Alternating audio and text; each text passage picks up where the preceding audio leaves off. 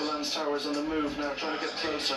As Galopin leads that over, Spillane Tower goes through between both Banbridge and on his outside Monty Star. They turn to race down along the side of the track. The gap is down to about 3 or 4 lengths. At the top level, it's Galopin with the fence before the turn in. Over in front from Spillane Tower, who got tight to it. Banbridge got tight to it. And back behind him is Monty Star. It's looking ominous now. It's Galopin and the gap is only going one way. And Punchestown, it doesn't need to get low, Ruby, because he's going all by himself. He's going clear by half a dozen 8 lengths. Spillane Tower is the one in pursuit. Monty Star's on the outside. Banbridge. Now he digs deep inside. Galopin he goes to go clear for the final fence. Spillane Tower, Monty Star and Banbridge. One fence left to jump for Galopin. He comes up out of his hands because he can come up out of his hands because he has loads in the tank. This is the Galopin we've seen all season. If at first you don't succeed, come back to Punchestown, and Galopin has emerged victorious in the Punchestown Gold Cup. Back in second is Spillane Tower, Monty Star is third, and Banbridge is fourth. That is the result that Galopin deserved. That is the result that the season needed, and Galopin he so deserved that, Ruby. He's earned it. Hell of a race, that's right. This was Leopardstown. This is the performance we usually see in Leopardstown. These are 3 high-class chasers: Banbridge, King George race, Spillane Tower, Jewel. The energy he has in Cheltenham when he was beat, Paul Townend reacted in the heat of battle, not in the cold light of day. In the heat of battle, he took his defeat, and that is why you saw that performance today. That's experience, that's class, that's why he's champion jockey, and he's a champion horse.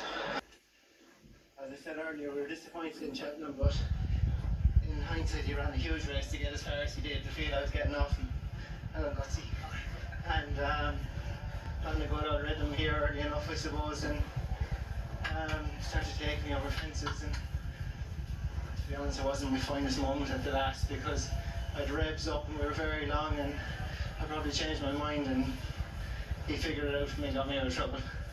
Paul, he's an unbelievable 3-mile chaser, isn't he? He's a joy to watch. He must give you an unbelievable feeling. He does, and the fact that you can go out in him, and like met Willie briefly in the parade ring, and you know all you say is it's simple.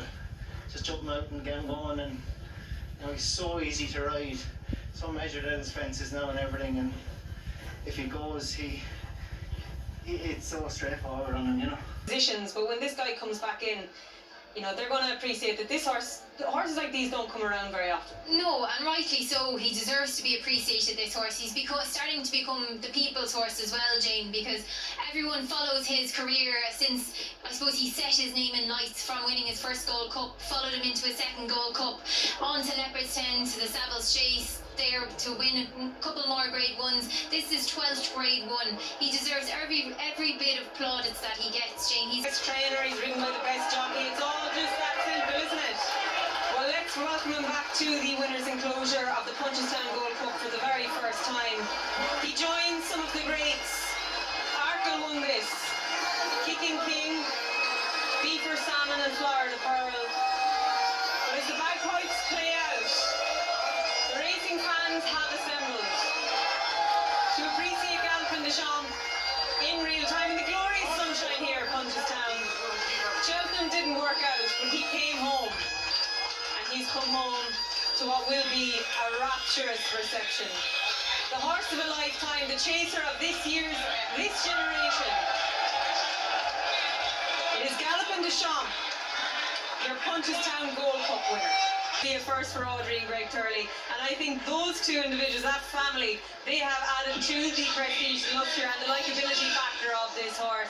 They don't have hundreds of horses in training, they don't have that many bulls to fire, they know they're lucky and they're enjoying the ride, Lisa. Yeah, they surely are, and what I love about watching Greg and Audrey Turley afterwards in the aftermath, in the interviews and stuff, the emotion as well, and they live and breathe this horse. You can feel it when they're interviewed afterwards, how excited they get, but also obviously very gracious in defeat in the Gold Cup too. But look, they came here with... Thanks so much, Brian. I mean, he's just fantastic. We always knew he was fantastic. He is an absolute legend, and he's ran his heart out today. Piece of Willie Mullins. They certainly do. I mean, he's a superstar, isn't he? And he's done so well. Galopin's done so well. Paul's done so well.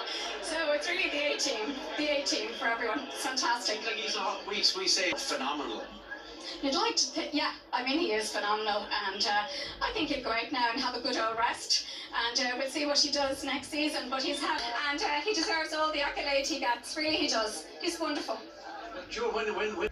We all have a horse of lifetime, yes, thank you, but Audrey especially, and deserves it too. We've been chatting while you were chatting to the press corps, and we used the word because we've started to run out of superlatives. He's phenomenal. He's phenomenal. Paul showed him off today. I mean, when he had his little look at the road or the gate, whatever it was, Paul made up his mind that this fella's only dossing in front here. He's going around at his ease, and he said, I'll start putting him under pressure once I get to the top of the hill. And he did, and he was asking him for every jump. The horse responded every time. He was loving it. And to win a race like that, beating that opposition by 22 lengths, I thought it was spectacular.